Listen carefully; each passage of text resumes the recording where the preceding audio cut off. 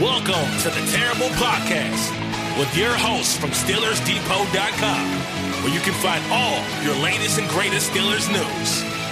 It's Dave Bryan and Alex Kozora, always lit, talking Steelers. And now, here's Dave and Alex.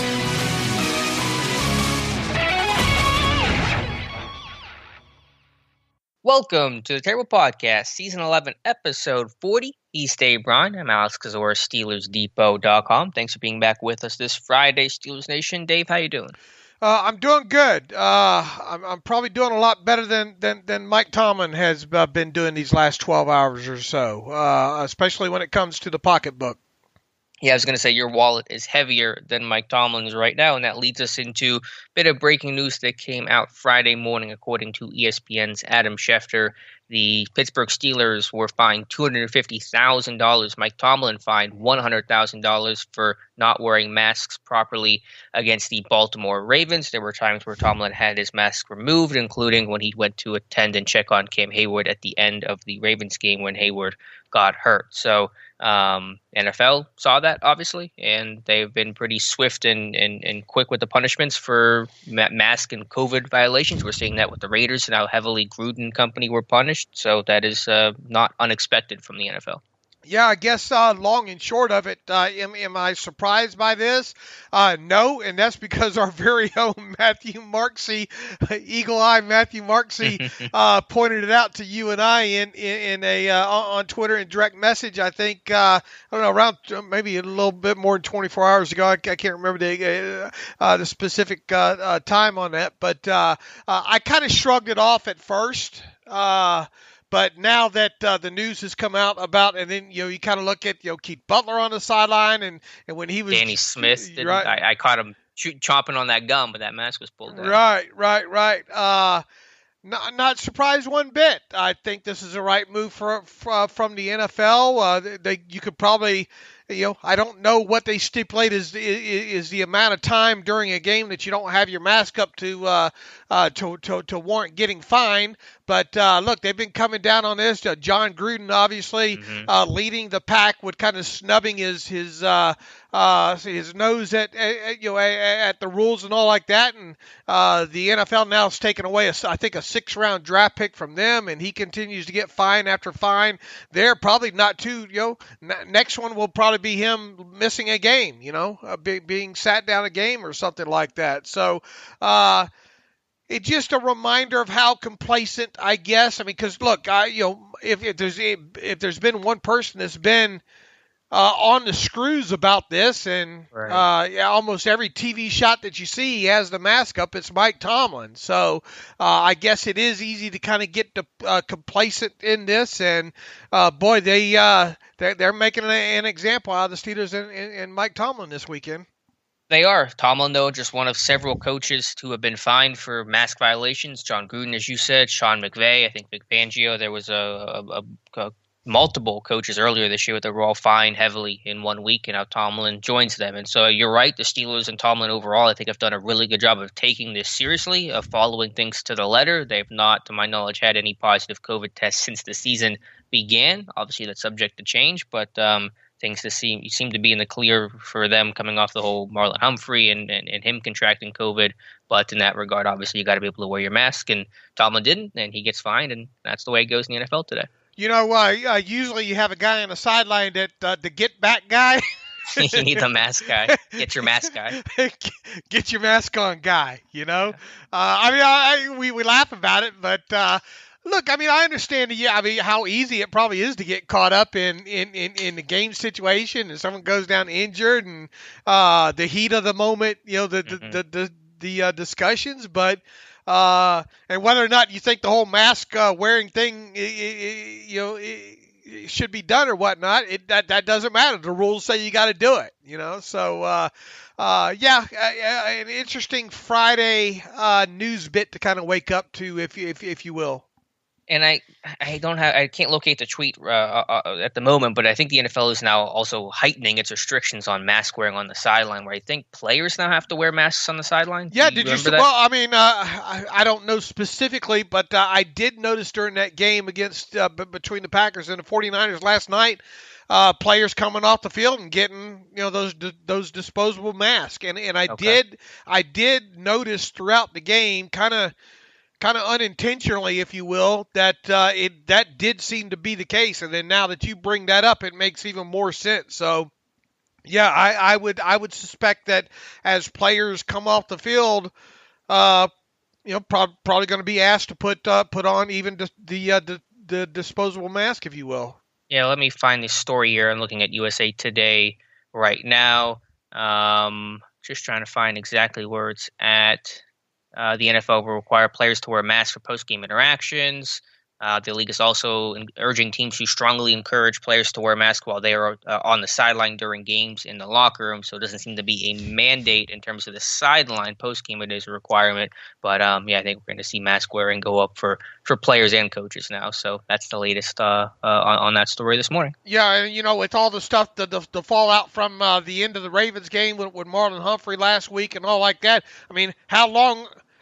I'm surprised we haven't got to the point where teams just walk off the field, instead of congregating at the middle of the field after games are over with there. So I would suspect that we're not too far away from that, right? Yeah, I mean, are you surprised it hasn't even? I'm surprised it hasn't happened yet. Sure. A little bit, yeah. I think the NFL will take every step necessary to try to reduce the risk, even if it's a small thing that you can do of contracting the virus. Obviously, a lot of COVID cases have been popping up, and now as we're getting to a point where most teams have had their bye week, if you have more outbreaks the way that it happened in Tennessee, it's going to be harder and harder to manage that and work around those things. So I think the NFL is really trying to buckle down as we get closer to winter and the weather gets cold and there's a projection an increase in cases. And obviously as the NFL starts losing options as teams get past their bye week, the NFL is going to be really restrictive and come down pretty hard on these things. I think we're seeing kind of 4-week cycles in this, aren't we? Kind of they tighten up and then you have a couple of outbreaks and probably teams getting lax and individuals getting lax, and then you have what had happened. Look, you want to talk about a team that got impacted, the San Francisco 49ers, not only by injuries but by COVID on top of it,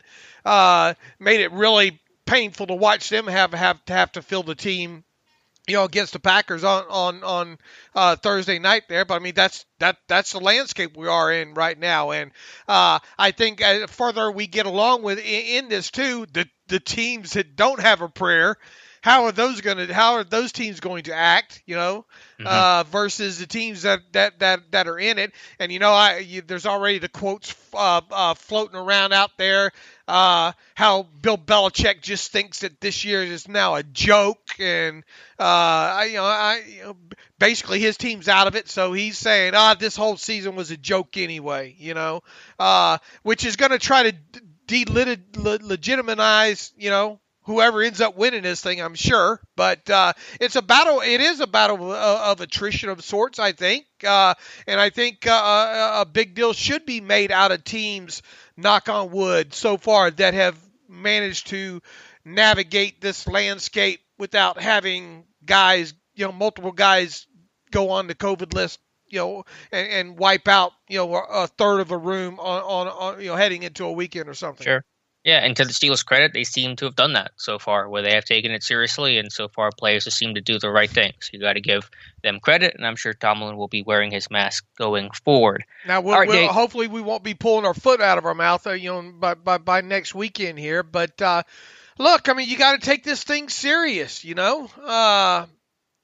players, players around the league have just, short of a bubble, which we know is not going to happen at this point, and with winter coming and all. And look, I'm no expert on any of this COVID thing. I hate the whole mask situation here. I understand it, but you can bet your bottom dollar when I leave the house, I put one on. Dr. Mel told me right out of the chute, the mask is for someone else, not for you. Right. And I kind of respect that end of it there. So.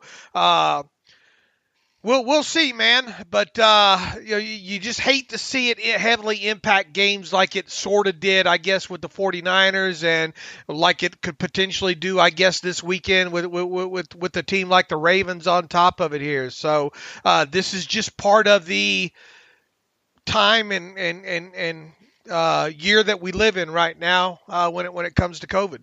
Yeah, just trying to get through the season and play all 16 games, and if the NFL does that, then they've accomplished their goal. So, how do you think they've handled it overall so far as a league?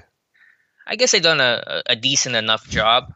It's obviously an extremely difficult challenge. It's an understatement of the year, and not being in a bubble complicates things more and presents more risk and more chance of outbreak. But yeah, I mean, obviously you can question some of the stuff and maybe some of the inconsistency, but I guess overall, I mean, they're playing every single game. They're making it work, and that's all you can really ask for.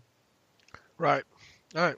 All right, Dave, let's move on to the Steelers injury report, the latest coming out Thursday. Some good news, some bad news, as is typical for the injury report. Cam Hayward does appear to be a full go for Sunday's game against Dallas. He has practiced full the last 2 days with that quad injury. Same with safety. You still think he was – I don't agree he was faking it. That dude was just tired and hurt. I don't know what you're talking about, man. I saw your tweet. You're giggling over there. The Dave Bryan giggle.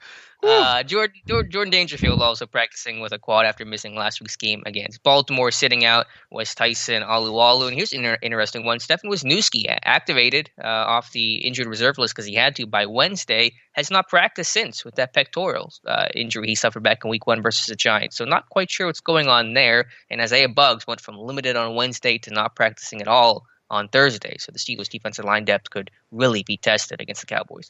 Hey, I'm not saying about Cameron Hayward. I'm just saying. All right. Mm-hmm. Now, look, was he probably worn slap out? On those. He couldn't run. Right. I mean, because they were trying to run downfield after that completion, and he tried to do it, and he realized he couldn't, so he just kind of went down. I mean, could he have really had some serious cramping in the quad issue or whatnot? Absolutely. Look, I'm not trying to say that this guy. Look, I mean, if he would have been healthy enough to come back on the field for that final play, his ass would have been back on that field for it. You know, right? I'm not trying to say that he was fake. I just think he kind of was over embellishing a little bit when he was coming off the field. Now here's the kind of the funny thing about it here, if you will. Now that we can kind of about a little bit because it looks like he's going to be fine, going to be able to play against the Cowboys there. You know, he was not on the Wednesday on the original Wednesday. Right. You put him back on there. Wednesday injury. Yeah, I put I one of my tweets, and then like 5 minutes later. They reissued the injury report with Cameron Hayward. Now, I'm not saying I'm that influential and all, but maybe I am. But it was kind of curious, was it not? You know, It was. All right, so yeah, look, I mean, here's all that matters. It looks like he's going to be healthy enough to play against the Cowboys, and that's obviously good news. I would be surprised at this point if he even is given a game status designation later today on Friday. Here's the thing that matters the most, and part of the questions that we have heading into the Friday injury report. What the heck's going on with Mike Hilton? Been limited both of these days. If he's limited again on Friday, he'll probably. I mean, no two ways about it. He's probably going to end the week listed as questionable, and then that calls into question what's going to happen with him on Sunday. I don't know. I would think, and that's dangerous, that they would lean on the side of caution with him, and if he's not 90% or better, probably sit him down another week. That's just a guess. The other question here is Stefan Wisniewski. They had to activate him because of the time period. Now, did they start the clock on him too soon? And then right, that's the question. Right. Did they just start the 21-day clock on him too soon and then say, you know what, he probably needs another week of conditioning or another week of strength or whatnot in here? That's possible. The other possible thing here is he got into that first practice and or somehow has re-injured himself, and then they're not going to make a move on him and until the last moment or whatnot. So, right. Theoretically, could he just get placed back on IR? Oh, absolutely. Yeah, absolutely. He could. Yeah, I mean, because he's back on the 53 now, so it would have to be another move back to the IR, I think. And I don't know. Is there a rule? I don't think there's a rule about multiple times returning from designated to return, right? Yeah, that's gonna be my next question. Yeah, just in terms of would he then just have to miss 3 games and then be able to be activated again, and could that same procedure just play out again? I assume it could, but I don't know for sure. I don't know for sure because I don't think we've ever had an instance of that. Right. Because this designated is relatively new to the league. Right. Here's what I'm willing to bet. Stefan Wisniewski is not going to play against the Cowboys. How about that? Very safe bet. And same with Tyson Alualu. He's out. Yeah, right? I would think it just because of the context of the things that has been said about him since he went down, how he went down, the kind of reports since then. I'm betting that Tyson Alualu is ruled out later today. I'm betting the same goes for Stefan Wisniewski. And then I'll caution that I guess I wouldn't be totally shocked if some sort of move is made with Wisniewski, although this could just be, look, we brought him back a week or two early. We don't need him. Let's just let him build back up to the kind of work or whatnot. Just be doubly sure with him. I don't know. All I know is he's probably not going to play against Dallas. How about that? Right. The other thing, we talked about Mike Hilton there. I don't have a clue how that's going to play out. Isaiah Bugg's the most concerning one here because we did not know about the ankle coming out of the game. Got into Wednesday and had the limited practice. Okay, not too alarming. But then he goes the wrong way on the injury report on Thursday and does not practice at all. So Friday's going to be a real telling day when it comes to Isaiah Buggs because look, you already expect to have Carlos Davis active this week with Tyson Alualu going to be down. What's going to happen if Isaiah Buggs can't play on top of it? That sets us up for a Saturday elevation in your boy Calvin Taylor. Yeah, the undrafted rookie out of Kentucky. He's a DN type. He's a unique build, definitely for a defensive end, about 6'8", 280, 290, real lanky, skinny ankle kind of dude, but had a good senior season at Kentucky, and he could get activated. That's certainly possible. And I think, honestly, assuming you don't have Alualu, and if Buggs does not play, you're really kind of limited on healthy and experienced bodies. You'll have Hayward, who's obviously dealing with the quad, but will play. To it, Mondo, and then Davis, and potentially Calvin Taylor. I think, honestly, at that point, you just play a lot of nickel, and maybe you do some creative stuff to supplement your run game, your base defense, where you're running a 2-5 big nickel, so to speak, with the 3 linebacker package they ran last week with Alex Highsmith or something like that, just because you don't want to force Taylor or Davis or even Mondo to a lesser extent to play heavy amount of snaps. I think you'd rather play a guy like Alex Highsmith. I agree with you. So really, I think the big question marks right now, what's going to happen with Hilton and what's going to happen with Buggs? Right. So, and Buggs could turn around and practice fully today, and then we're just not even worried about it, And by the way, the corresponding move after activating Wisniewski was placing linebacker Ulysses Gilbert III on injured reserve with a back injury. And unfortunately, Dave, it feels like the theme for UG3 is going to be back problems. That ended his rookie year.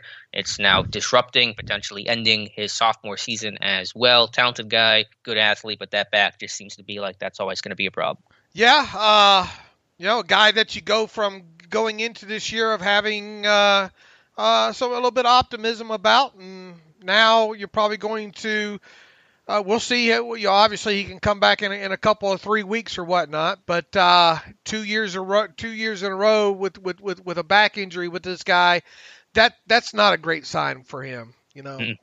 Yeah, not at all. So what's your initial, if you had to guess on Hilton? I know the report for Friday's not out yet. I'm leaning yes, but I think it is pretty close to 50-50.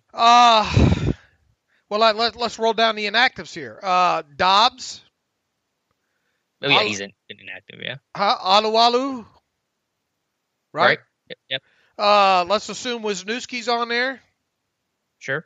Probably not going to make a move with an offensive lineman, right? So Gray. You got one. You got one extra. Even with Wisniewski out, yeah, I guess Gray would still be. Yeah, that's fair. So that's 4 right there. Gentry. probably Gentry. That's 5. And this is assuming nobody's promoted up, right? Right.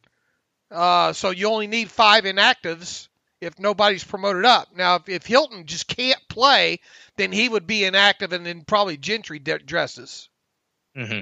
Right? Yeah, that makes sense. Or Gray, but one of the two. Or Gray, yeah. Which one gives you more value? Probably neither. Yeah, 6 of one, half dozen the other. I guess I don't know. I guess the fact that maybe you were hoping that you could probably get an offensive lineman out of this game, right? What's that? Maybe when making that decision between Gray and Gentry, which way would you lean? I would lean grab Gray. Grab my hand and walk through the minutia with me. I would probably just lean Gray just because I think you can never have enough offensive linemen available for you just in case. Okay, but on the flip side, you could get a guy like McDonald or Ebron out of the game, you know?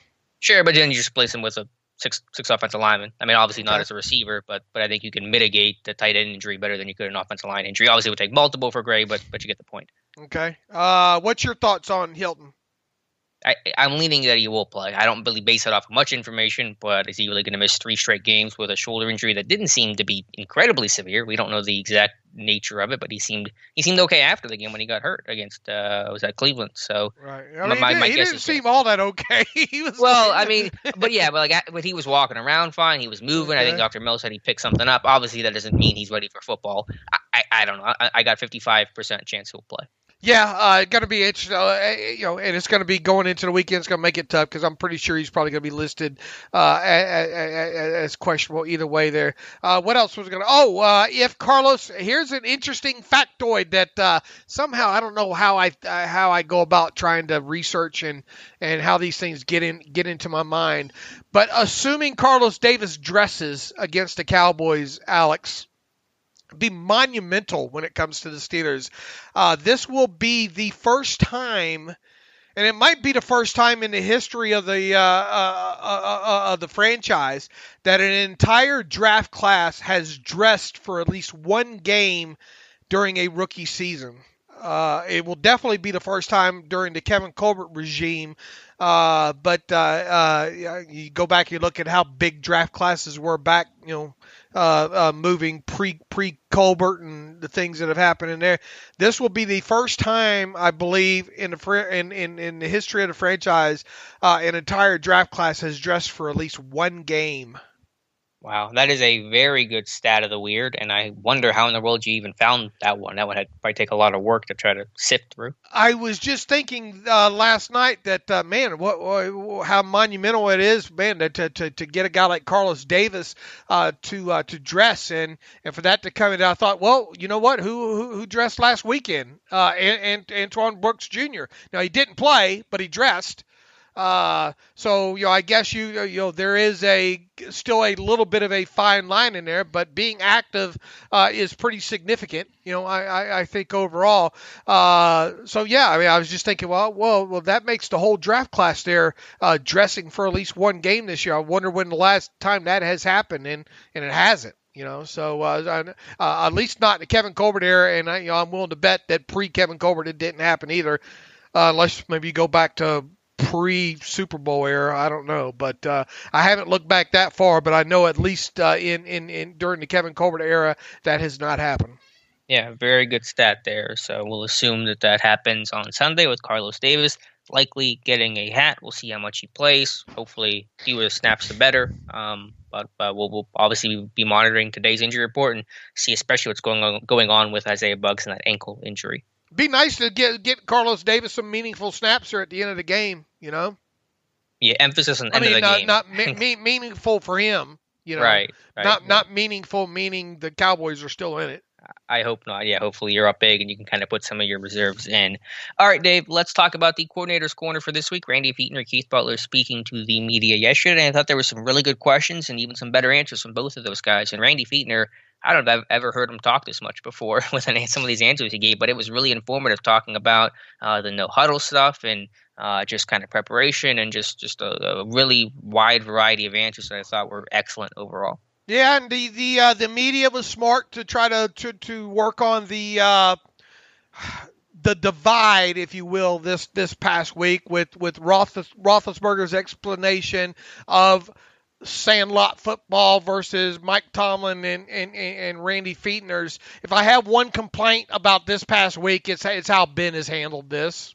It's minor. People say, "Oh, Dave, you give it a break or whatnot," but we've seen this from Ben in the past.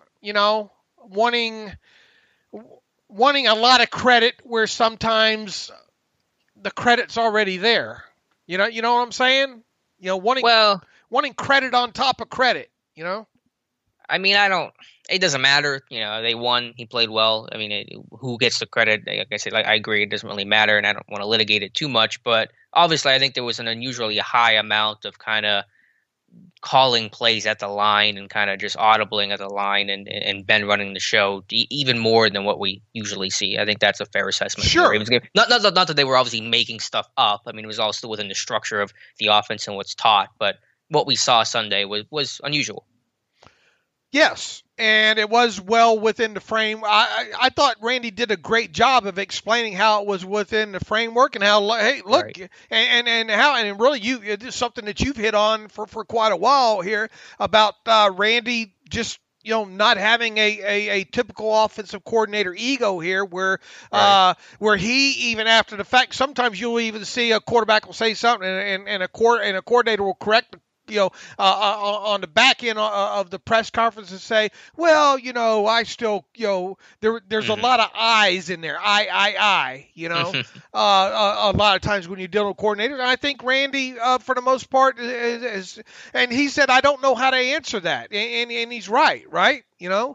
Yeah, I love the answer here. The question was, why is it that it doesn't matter to you where the credit goes? Because Randy said, I don't really care where the credit goes. I just want to win. And he says, quote, I've been comfortable in my own skin. I've been comfortable being an Indian. If I've been asked to be a chief, then I'll be comfortable to try and do the best of my ability. I signed up here. Mike T called me and said, hey, I have a job, and so do you. I mean, it's a really long answer. I don't want to read the entire thing here. But, Randy, as I said a couple weeks ago, I think the best thing you can say about him, and this is all sincerity, that he has no ego, that he just wants to win. He doesn't care where the ideas come from, who gets the credit ultimately in the media. The dude just wants to see his offense win and his team win, and can really respect that. Here's the thing within the frame, and I think a lot of people trying to run too far with this within the framework that they do here, and that's the fact that there's only X amount of plays you're going to practice during the week, and I thought that was another thing Randy hit on. Look, you only have so much time to dedicate to certain situational football aspects of it, okay? But you do have the core route combinations, if you will, right? So, yeah, was there an instance where they got into the second half and they went into the second half and said, look, you know what? We need to probably run more hurry up here because, and a lot of the things that we've already pointed out, this was a Ravens defense that's not afraid to send a sink after you if you go anything else other than empty in the backfield, for lack of a better word. It makes the defense declare more. They're less likely to have time to do something on the back end where they're going to disguise what they're going to do with their safeties in those situations. So then it sets up a counting situation for the quarterback to get to the line, see what he's facing, count sides, and then call out to either side. You guys run this combination over here. You guys run this combination over here. A lot of times, one side that he's telling the route combination to, it is probably made up, because it doesn't matter because he's not going to that side. So that's a lot what you see in traditional no hurry stuff anyway. It's just when you have an experienced quarterback like Roethlisberger, who obviously has had some good conversations with his receiving core throughout this offseason, and playground workouts at the local high school, if you will, then that kind of stuff does come into play a little bit more, where you can give your quarterback a lot of autonomy to basically make stuff make stuff up as you go on the fly there. Does that make sense? Yeah, it does. And just to kind of pick up on that point from what Randy Fichtner was saying, they were asked about what is Fichtner's involvement in those situations where it feels like Ben is running the show. And Randy says, quote, a lot of times it might be just as simple as get out of his way. Sometimes it's as simple as saying it's 2nd and 5. Remember, it's 3rd and 2, pressure. Then you just have to let it go because if you're going to do no huddle, it's hard to kind of be half in, half out. So that's the dynamic of how that worked. Obviously, Ben had as much autonomy as we've ever seen before in the second half of that Ravens game. But you're right, it is still rooted in the structure of the framework of the offense and what they install and what they teach. And let's make clear too, the tape, nothing jumps out on tape of how innovative, as far as route combinations and all go. A lot of kind of switch stuff, a lot of rub routes and stuff like that. A lot of shorter stuff there. It was just it was just a matter of directing traffic against what you saw going up against you and putting yourself in the best situation. And really, what was a quick short passing game. More in line of at least we know what the defense is going to do in a lot of these situations.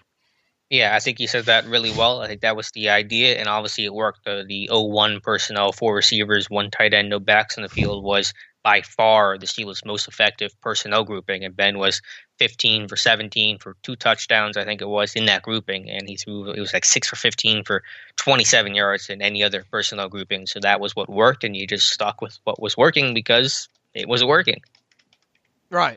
It's funny to see how this narrative runs off once Ben says, "Oh, I was backyard footballing it," Mm-hmm. Yeah. Keith Butler was talking about the defensive line and kind of the lack of depth there, and he said, "Well, what are we gonna have? What can you do about it? You have no depth, and you just play the guys you have, and you try to make it work the best you can." And clearly, there's a heightened concern about that because his focus very much is on obviously Ezekiel Elliott, the best threat for the Cowboys right now. In his opinion, that he said, quote, what is the challenge for, he was asked what the challenge is with the Cowboys this week, and he said, quote, the running back. It's only the 21. That's all you need right there. He is the guy. And so obviously, just in the way the focus was on Derrick Henry against the Titans 2 weeks ago, the focus will be on Ezekiel Elliott this week. We've seen this movie a little bit before, though. With pre Jacksonville Jaguars games, of most recent note. Leonard Fournette, got to stop Leonard Fournette. That's key number one. And then this short Blake Bortles, quick passing game combined with still not being able to stop Fournette, and then an 80-yard touchdown run later, and then you're behind on the scoreboard, right? Now, I'm not. Right. I'm just trying to say, not that I think any kind of repeat of that's happening. But this is the NFL, okay? There are talented guys in the NFL. And we've even seen the Steelers play a Jacksonville Jaguars offensive line where we said, oh man, who was that backup offensive lineman, center / guard, last name begin with an H? For Jacksonville? Yeah, that we went in and said, oh, this guy should be dominated. He's already switched teams like 2 more times since then. Yeah. But, long story short, though, you understand why they're focusing in on stopping the run first. And that, look, we don't even know who's going to quarterback. I have an idea it's going to be Cooper Rush, but Dallas is not going to tip their hand probably until later today will we be able to know that. I mean, either one of these guys have they attempted a total of 15 passes? 9 total passes? Yeah. It's not any. Is there any reason why you're leaning Rush over Gilbert? Just a little bit more experience with the team. Okay. Overall. Yeah, I mean, because they just got Gilbert off the practice squad from the Browns, 10-14 days ago or something? I think it was like a month. Now, Rush was only signed last week, but he was with the Cowboys a couple preseasons ago, so he knows. I mean, I don't think it's the same offensive coordinator, though. Is Kellen Moore the same OC he had back then? Yeah, I'm not sure about that. It's 6 1/2 a day. It shouldn't matter, really, overall. And then that's why, too, I mean, why are you going to spin your wheels? I mean, look, you'll have time on the plane. I'm sure you'll probably have a little bit better idea of probably looking at. But, I mean, the core of what you're going to do, and you already hit on it anyway, with the personnel likely that the Steelers are going to have available to them from a health standpoint, you're probably going to do a lot of that 5 linebacker scheme this week as well too. The biggest thing that you don't want to happen is for the Dallas running game to get traction like the Ravens running game had last week. Now, a lot of that running game last week was predicated on the athleticism and the running ability of Lamar Jackson. Regardless of who the quarterback is this week, that element's taken out of it. So that extra guy that you talked about not having on defense all last week because of the best charge and all like that, you're going to have that guy back on. You're going to have math back in your favor as you eloquently put it this past week here. So with that, within the frame, the biggest thing that you don't want is the 20-yard run this week, because that you want to talk about how big that was in that game against the Ravens last week. A 20-yard run for the Cowboys this week is like a 40-yard run, right? Because, I mean, it keeps them very much on schedule. You want them to have to get a lot of 6-yard runs in this game, a lot of them. And then obviously the biggest thing too is you cannot let anything over the top on you this week. In passing game, everything has to be in front of you. The whole Cowboys offense has to be in front of you, because a big play or two in this game is just the medicine that the Cowboys need to be in this game at any point. Sure, you want to force that offense with those younger, inexperienced quarterbacks to have to string together 10, 12-play drives and dare them to be that consistent for that offense to stay on schedule. They probably won't be able to do it. But if you give up a big play, then 80-yard touchdown, anyone's capable of that. And they have good receivers, and I know Butler is going to take that seriously, but his comment was a little curious. He was talking about the run game and said, I'm going to give the ball to Ezekiel Elliott and Tony Pollard, the backup running back. Those two guys are probably their two best players on offense. I'm like, well, listen, they got some good receivers too. Amari Cooper, CeeDee Lamb, the rookie, Michael Gallup. You better watch out for those guys, because they have as strong a trio of receivers as basically any team in football, in my opinion. We're kind of stepping ahead here, which is not unusual when you're dealing with me. But. We're not the well-oiled machine on a track. I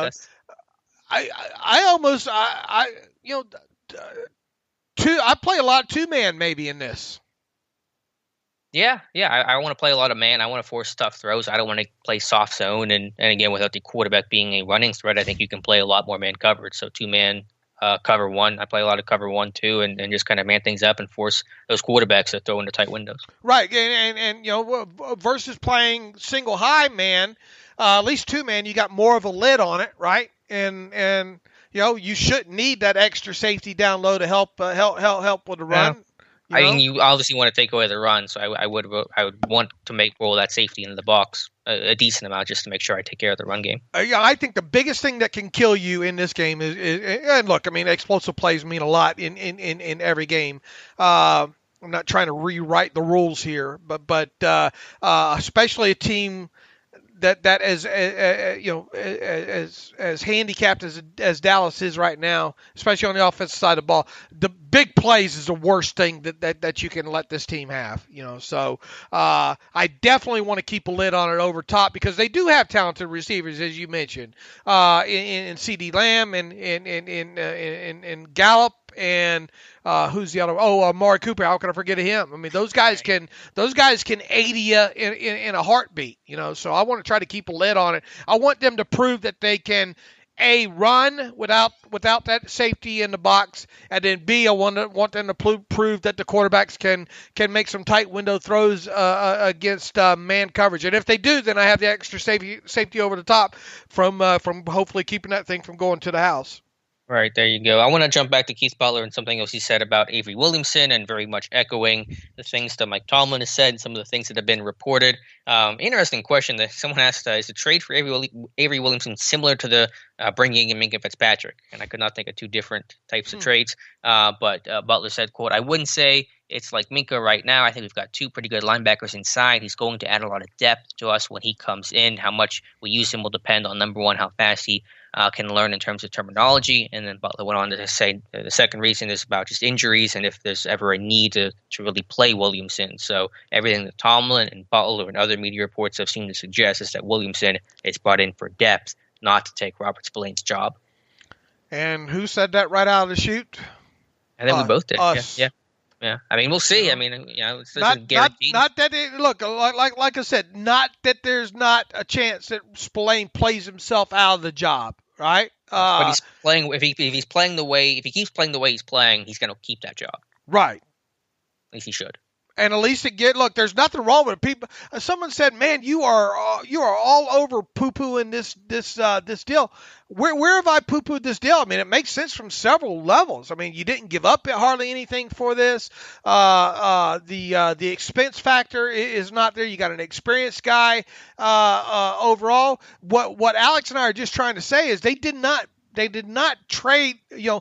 People view this as, okay, here he is. He's coming in. He's going to start off to the sideline. Goes Spillane. That's the way a lot of this was framed right from the moment that Bush went down. Was, oh, they need somebody else to come in because they don't have the personnel there. That's not what we have said, or what I've said all along too. Is that Spillane is more than, I think, capable of handling, at least initially, and at least the first. And he was the 2 games after Bush went down. Like I said, set up perfectly for the Steelers to have a guy like Robert Spillane in there. Now, it also looks like it's going to set up perfectly to have a guy like Spillane in there against the Cowboys right now. Now, would we have said that pre-Dak Prescott injury? I don't know. Probably not. All right, but that's where we are now. Moving forward from there, is this thing going to set up well for Spillane? We'll see. I mean, he obviously has to play above the line to be able to keep that job, and I think the Steelers are giving him enough respect and consideration and chance to do so. But they do at least now have, because look, you lost UG3. We don't know how much this trade was initiated by the UG3 back thing. For all we know, even if UG3 was 100% healthy, they still go out and make this deal. It's what Kevin Colbert does, always trying to help the bottom end of his roster here. Marcus Allen, interesting comments that I think you're fixing to hit on when it comes to Marcus Allen here, but let's not read anything more. What you and I think have said right from the get go, and what we're trying to get to people moving forward right now is the trade for Avery Williamson was a depth move first and foremost. End of story. Will he play himself into a larger role as the season goes on? It's not unthinkable, especially when you have an undrafted free agent there playing in the middle right now. But on top of it, give Robert Spillane a little bit of respect right now the way he's played in these first couple of games, and give him a chance to at least hold on to the job. And Keith Butler talked up Spillane, who they call Mick, for Mick Spillane, which is a reference I don't think I'm old enough to understand, but you probably do. Keith Butler said, quote, how many people you seen jack up that dude from Tennessee like he jacked him up last time we played Tennessee a couple games ago? He's in the right place at the right time. First defensive play of the series that we were playing the dadgum Ravens. He picks it off and goes down for a touchdown. That doesn't surprise us. It might surprise some other people, but it doesn't surprise us because that is what he's been doing in practice. He's where he's supposed to be when he's supposed to be there. So they have talked up Spillane in the most glowing terms, and again, that does not seem to lend itself to the idea they plan to bench him for Williamson anytime soon. I think overall he's played well, Alex. I mean, has he been perfect? Once again, we can point to certain instances where it's easy to point out on tape that, well, I don't know, Bush probably gets there, on this one and all. Was he not sound on a couple situations with maybe some play action or some gap fills? Yeah, that's indeed the case, but. It was definitely above the line these past 2 games. Hopefully it continues. He's going to get every opportunity, I think, to show that he can play above the line against the Cowboys as well there too. But I respect everything. I think what Keith Butler said is 100% true, and we'll see what happens moving forward. Now, what do you have to say about Marcus Allen? Yeah, he was talking about the dime linebacker position and said that Marcus Allen is going to seem to fill that role. He says Marcus Allen, quote, has a good idea of what we want from him. I think he will be okay there for right now. When we go into this game, are we going to use somebody else at dime? No, we're not. So that's pretty clear terms that Allen, I think they'll play dime less often, only in the most obvious of pass situations. That seemed to be the case against Baltimore last week. But Allen is the dime guy. Now, Butler doesn't consider him a dime guy because he considers him a nickel linebacker. That's minutia you probably respect. But regardless, I think in those obvious pass situations, in terms of the linebacker there, Spillane, Williamson, it's probably going to be Marcus Allen in their place. All right, so how do you, with that, and I guess the other thing we should point out too, and it's something that we've kind of said all along here with Avery Williamson this week, it looks and sounds like Avery Williamson's going to get a helmet on Sunday. The numbers work out that way anyway. The body count, if you will, there. So even though he and he's probably not going to meet a lot of his new teammates until they get on the plane Saturday, right? Avery, meet us at the airport. That's going to be the first interaction. Right. Who are you? They obviously are going to have conversations and have had conversations with him ever since they traded for him. He's a smart kid. He should be able to pick up the defense quickly. Keith Butler talked about how Avery's already played in the system. Obviously, spending that time in Tennessee under Ray Horton, Dick LeBeau. I mean, all the way down to some of the terminology probably. So it should. This isn't rocket science or rocket surgery or heart science here when we're talking about what Avery Williamson's having to pick up here. So he should pick up that pretty quickly. But in no uncertain terms, I think Keith Butler said on Thursday there that, look, we hope we don't have to play him, against the Cowboys. Now, assuming that, it's not a break glass in case of emergency situation here against the Cowboys, which obviously you hope it's not, what's Avery Williamson's role moving forward? Again, as far as I see it, depth, special teams, and not playing a whole lot on defense unless he has to. Do you do anything with him in sub-package situations? Probably not, because I don't know what sub-package that would be. I mean, I think It's easy to theoretically say, well, put him in sub, but does that mean you're replacing him in nickel, which is basically your base defense, and Spillane is your signal caller right now? Williamson's not going to be calling the defense by the Bengals game. Do you put him in dime? That's not where his skill set really lends itself, and Butler's saying that Marcus Allen is the guy there. So, no, short answer, I don't think you have that niche for him. Now, look, the way attrition happens in the NFL, especially right now in COVID and all like that, you never know what's going to happen on a week-to-week basis here. So sure. Is Avery Williamson going to log defensive snaps between now and the end of the season? Odds tell you, yes, he Probably. will. Right. But just in typical fashion, probably not a lot barring injuries or whatnot. Yeah. So we'll see. But right now he's depth, and as Butler said, and I echo those thoughts, and hopefully he will not have to play against the Cowboys. Anything else from Butler or Fichtner that you want to touch on, Dave? I'm trying to think if there's anything that stuck out from either one. I don't think. Talking about McLeod, Randy and McLeod. What would you think about what he said about McLeod and all?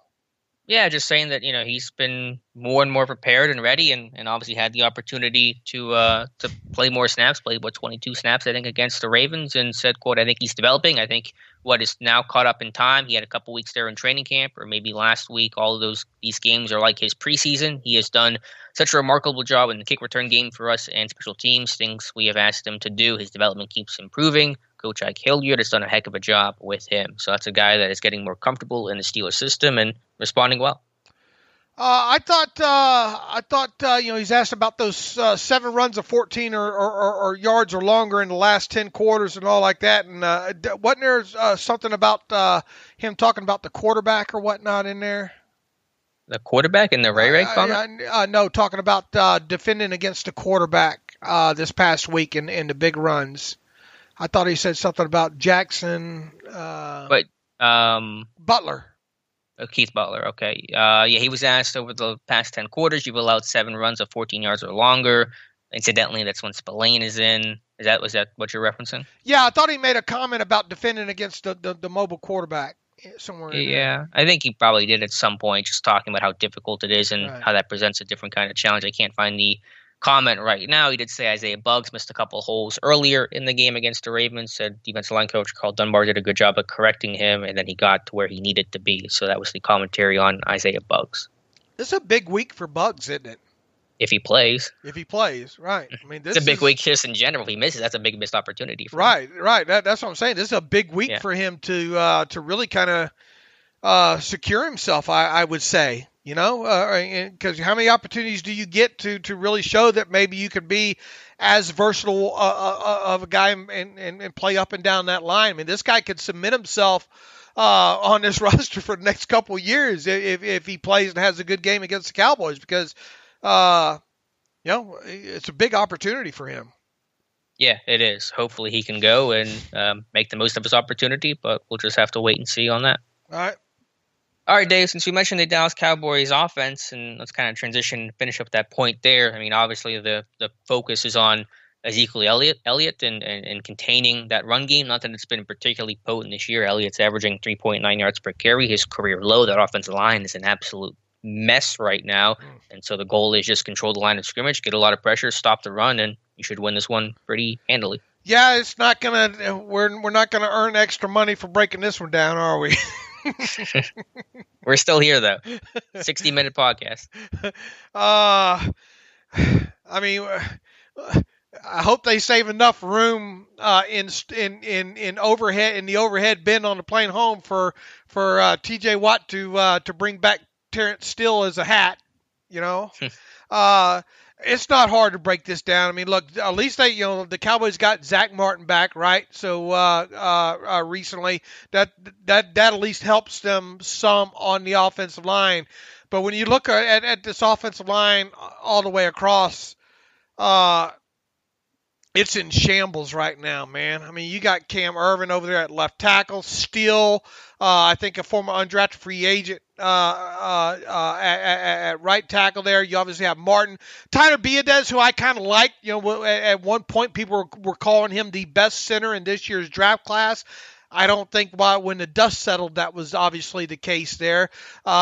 This is a guy that's going to get overwhelmed, if you will, in the middle. It should be a nice matchup, you know, if Buggs plays.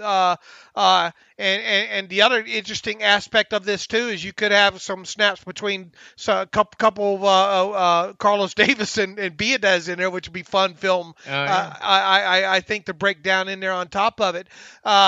But top to bottom, you know, with Tuitt and Hayward in this game, getting meaningful snaps.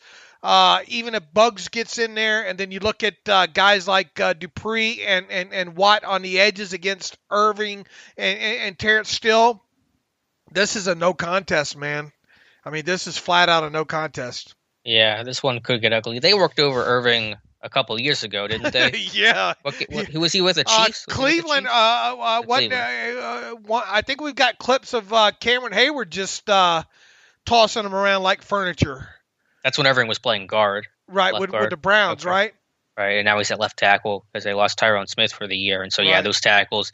I have Steele, undrafted rookie at Texas Tech. I watched him at the Senior Bowl. He had a really rough week at the Senior Bowl, and it's not going to get any better Sunday. Can he? No, he's a big dude. He's pretty stiff, and watch it have a field day. And so they've been sacked a ton this year, and if Steelers can't get at least 3 or 4 sacks and something went wrong, like that bar should be really high this week. Yeah, I mean, and if you can't get some, I mean, not only that, in the run game, I mean, Watt should stack up the TFLs all over the place in this one. You know, especially you don't have to worry about the mesh charge or they would be smart to probably try to move the pocket some with whoever they get, for the sheer fact that because you can't let Dupree and Watt just tee off on them. And right. And you've got to do something with levels, concepts, and all like that in the passing game. Just easy reads to one side with these quarterbacks to try to get them out on the move, because if you don't, it's going to be the long day is going to get even longer for these quarterbacks. You could see two, but it might not matter. We might see both these quarterbacks in this game just from the attrition factor here. So you don't have to worry about the mobility of the quarterbacks in here. So Watt's gonna be able to just do whatever he wants to do on that side, and that's against the run too, which is going to make it even harder for a guy like Ezekiel Elliott to get ground in this game. Yeah, I think if you're Dallas, and I saw some of that with DiNucci last week. Obviously, he's not starting Sunday against Pittsburgh, where they did some boots, some rollouts, and some mirrored concepts where it was the same to each side. And so, he's more mobile of all the three quarterbacks, isn't he? DiNucci. Right, yeah, like the Rush and Gilbert, at least the way they tested athletically, they're not mobile at all. So there's not that element to worry about as much. And so you just try to do half-field reads and quick, easy reads, some play action, and can just kind of chuck it to your receivers because they have a lot of good receivers. Again, Cooper and Lamb and Gallup are really talented, and they get those guys involved in an RPO game. They're running some reverse plays with those guys. So I don't want to underestimate this receiving group because those guys can make plays, and Cooper is among the most targeted and most productive receivers in football this season. So I don't want to overlook that group because if the quarterback can just give those guys a chance, those guys can hurt you.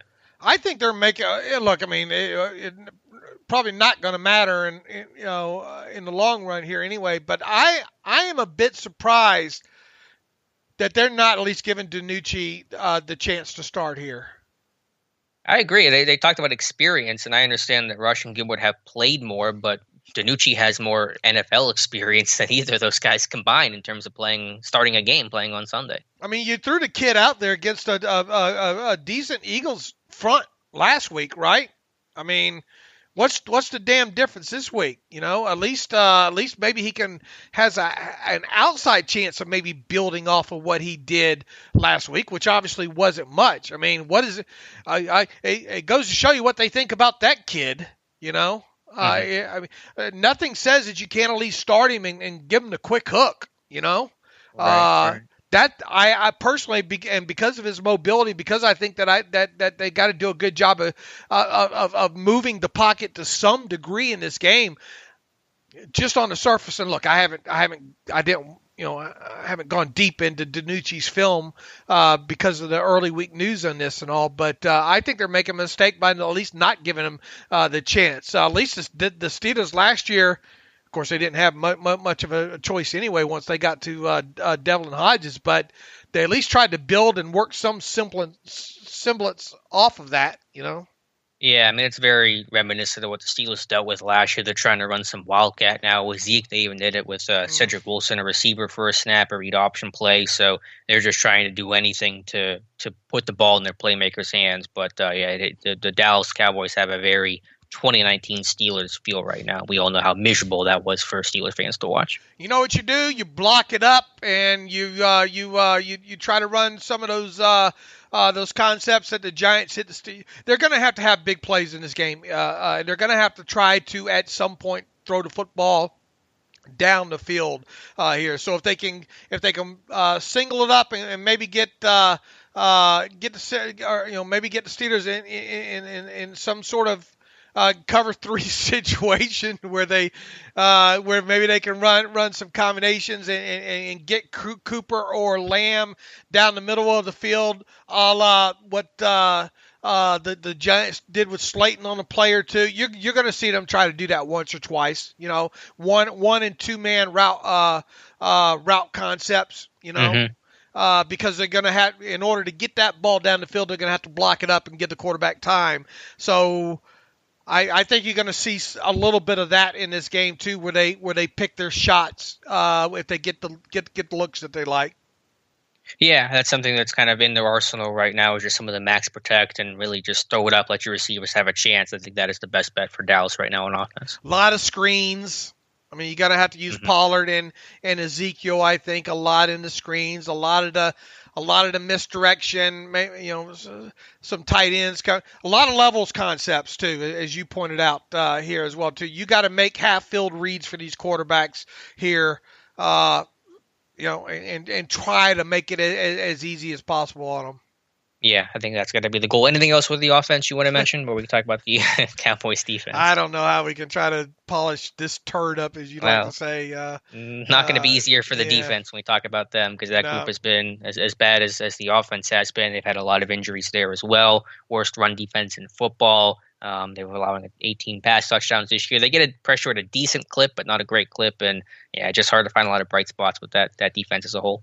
No, and look, Don Terry Poe wasn't great as a member of member of the Cowboys, but he might have been one of their better guys up front against the run, quite honestly, and that's not saying a whole heck of a lot.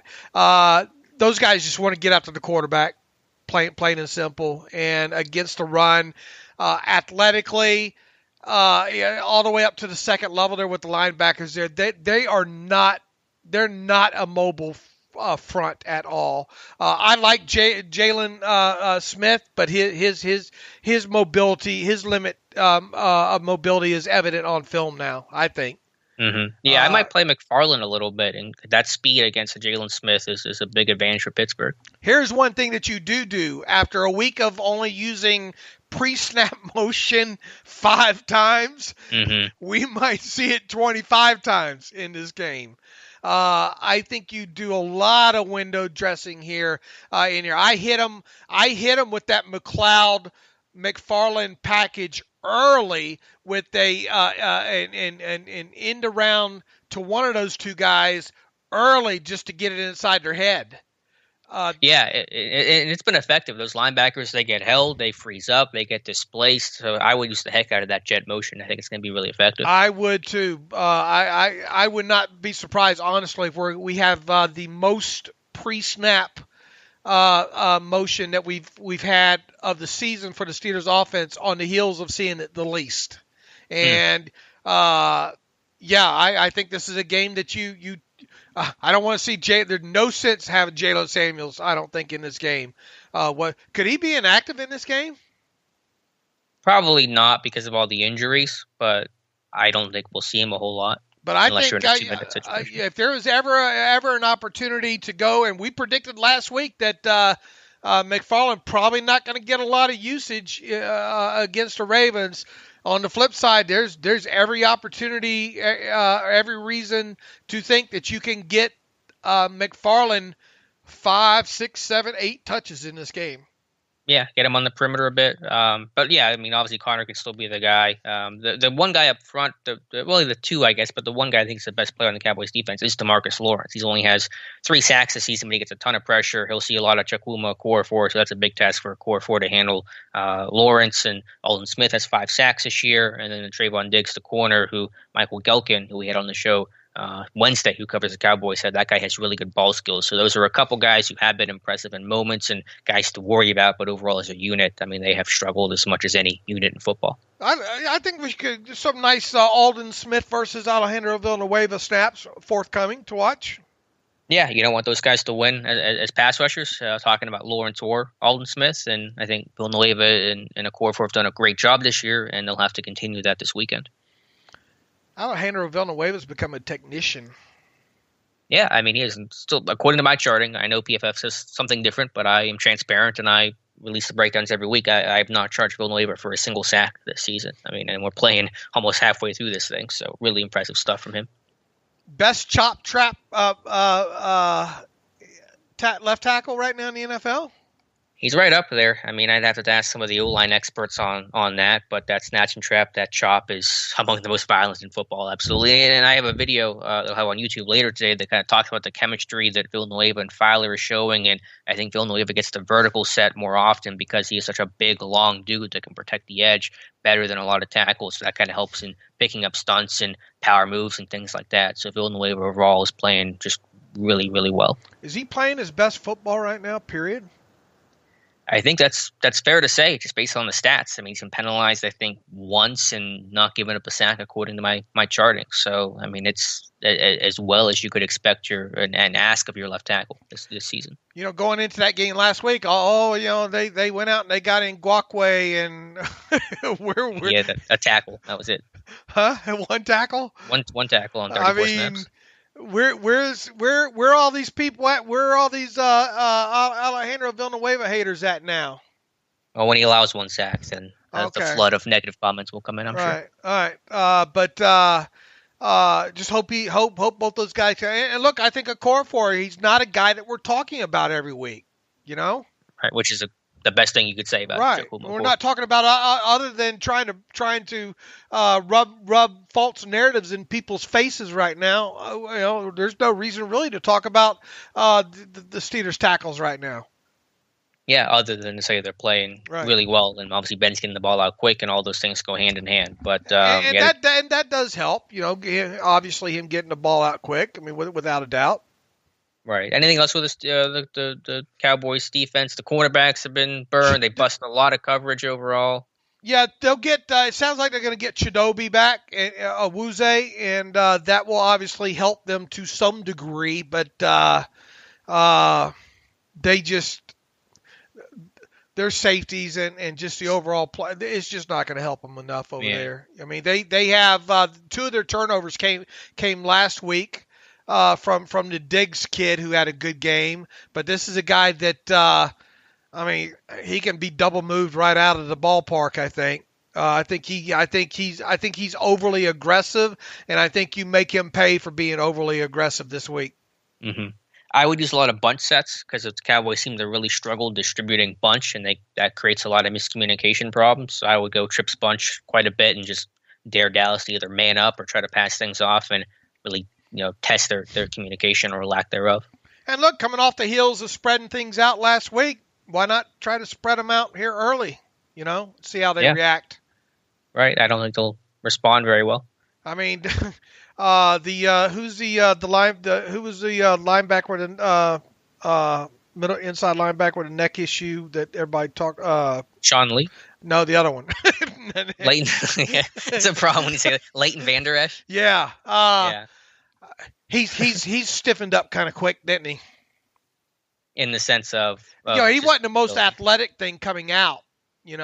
I liked him kind of Boise. I did. I liked him as well too downhill. I mean, I thought he played well downhill, and in fact, I think we some of our draft conversations were about the way the guy would read and make plays downhill, and TFLs and stuff like that. But out in space. It's just not there, I don't think. And I think wasn't he the one that kind of had to worry about the stenosis or whatnot about the neck issue pre-draft there? That was kind of one of the red flags on him. And I think kind of the older, as he starts to age here, I think he's become kind of a Sean Lee clone. He's a smart as hell linebacker.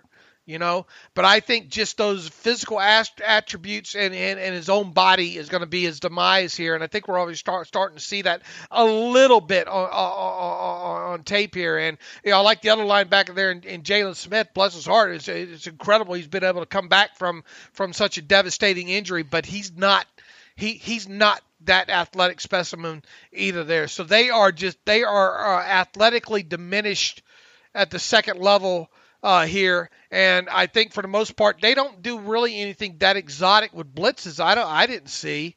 I think they just try to let their four guys get after it. Yeah, because they got to help their coverage out because of how porous it's been. I mean, obviously the running theme here is the Cowboys' defense is not very good, and so what you just have to do if you're the Steelers is just don't beat yourself. Right. Don't turn the football over. Right. Don't have penalties to kill your drives and just dumb mistakes and mental errors and things like that. I mean, this is all about if you play your game and you don't hurt yourself, it's going to be incredibly tough to lose this game. People aren't going to like it, but if you're the Steelers, you get in a third and long situation here, run the draw play, run the quick screen. A punt is not a bad play. I don't think this weekend. Just don't force anything. We already talked about the big thing on the offensive side of the ball for the Cowboys is any kind of explosive play or double explosive play that gives them a huge flip the field or God forbid a touchdown situation here will be key in this game. Conversely, if you just give them a turnover in plus area, you force the football, you fumble the football away. That's the single worst thing. I mean, that could happen in any game, but to let a diminished team like the Cowboys hang in this because of that is the single worst thing you can do as an offense if you're the Steelers. And speaking of punting, they have a new punter, don't they? Hunter This win, or that he's a rookie? What's his story? I haven't followed him too much. Just other than the fact, just kind of an unproven guy here. Chris Jones had core muscle surgery this past week, and he's going to be sidelined. So, yeah, I mean, hopefully it don't come down to where we're talking about, whoa, what a key play that was by, hold or a block punt or whatever there. But, a different battery, if you will, in there. Kind of hold your breath if you're the Cowboys on the special teams aspect. Right, but this is going to be that guy's NFL debut, correct? I think so, right? So, yeah, just they can't even catch a break at punter. No. I mean, it's just really been a tough season for Dallas, unfortunately. It would have been a great matchup had they been healthy and they had Dak and, the offense has shootout potential there, but just unlikely to be the case this year. Since Dak's gone out, they've scored one touchdown. I think they're averaging 7.3 points per game in the 3 games since Prescott's missed, and that offense is just really struggling right now. Right. Look, I mean, people always get us every year. We want your preseason predictions. Going into this season, after the schedule was released, this looked like a game that could potentially cause the Steelers some issues on the schedule. Now here we are, 8 weeks into the season, not so much, right? Yeah, and that's why I tend to loathe the predictions of it, because as we saw with the Pittsburgh Steelers last year and seeing with the Cowboys this year, things can change in a hurry. Here you go. I did some digging for you. All right. The Steelers are 6-4. Everybody's worried about the letdown. There's no such thing as a trap game, but the trap game. Mike Tomlin's teams play down in situations like this, coming off of coming off of a big road game against division rival, 2 back-to-back big wins for the Steelers. Everybody's worried about this being that game, the game that they're supposed to win by a lot of points that they end up losing here. The Steelers are 6-4. As double-digit road favorites under Mike Tomlin. All right. I guess there's enough reason to be concerned there. 6-4 as a double-digit road favorite under Mike Tomlin. Last loss was to the Raiders in 2018, the X-ray machine gate game. Remember that one? Right. Or it didn't work, and they had to. They forced what was the story? They had to force someone to walk to get the X-ray. They had problems finding the X-ray machine or something like that, or had delays getting the X-rays back, and having it took a while for Ben to get back in that game. Okay. Remember? Right. Yeah. Okay, now I remember. Yeah, I mean, I'll have an article tomorrow on Steelers Depot that will probably make some Steelers fans angry at me, but just kind of looking at some of the bad losses over the history of the Colbert era and Tomlin era potentially too, against some bad quarterbacks. Remember in 2002, I can name them. 2002, David Carr and the Texans beat the Steelers 24-6, and the Texans completed 3 passes that day. So and attempted 8, right? Is that what it was? Yeah, I mean, it was obviously crazy, defensive scores and punt returns and all that. But so I don't want to assume anything. It's the NFL. It can be a competitive game. That's life on Sundays. Upsets happen every single week. But I will have an article tomorrow that will probably dredge up some bad memories for Pittsburgh Steelers fans. Let's see how attentive you were to Uncle Dave's Twitter feed yesterday. Who were the 4 quarterbacks that the Steelers lost to in these 4 games that they were double-digit road favorites in under Mike Tomlin? I know one was Ryan Mallett. You are correct, sir. Was Derek Carr one of them? Well, yeah, obviously the Raiders game that we just talked about, the X-ray machine game. That's a gimme. Yeah. The other 2, trying to remember. I don't remember the other 2. Brady Quinn. Oh my God. Against the Browns, and Matt Castle with the Chiefs. Which one was the most embarrassing of the lot? Yes. Give you the Dave Bryan answer. Carr, I mean, you could sort of excuse that, I guess. I don't know. The Mallett one? Yeah, that Mallett one was. I still think about that 0-2 game against Houston. How do you lose 24-6? You turn the football over. That's how. I mean, yeah. That's what you have to avoid on Sunday. I mean, just plain and simple. The Steelers. Here's something else for you. we'll get the big guy involved here, the man. The Steelers are 1-9 against the spread in road games as double-digit favorites under Mike Tomlin. 1-9 against the spread in road games as double-digit favorites under Mike Tomlin. And here's one more for you. A little bit of historical element here, as far as I can tell. According to Pro Football Reference, the most the Steelers have ever been favored by in a road game since 1978 is 12.5 points. That was a 1978 game against the Jets, and I think this game's going to go off. At least right now, it's 13.5, 14 points, whatnot. We'll find out here in a minute. But what was the outcome of that 78 game? They won that one. I don't think they covered though. Yeah, 28-17, so they did not cover. All right, so they did win that one, but this kind of this is a game that sets up for the Steelers. Should be able to win at least.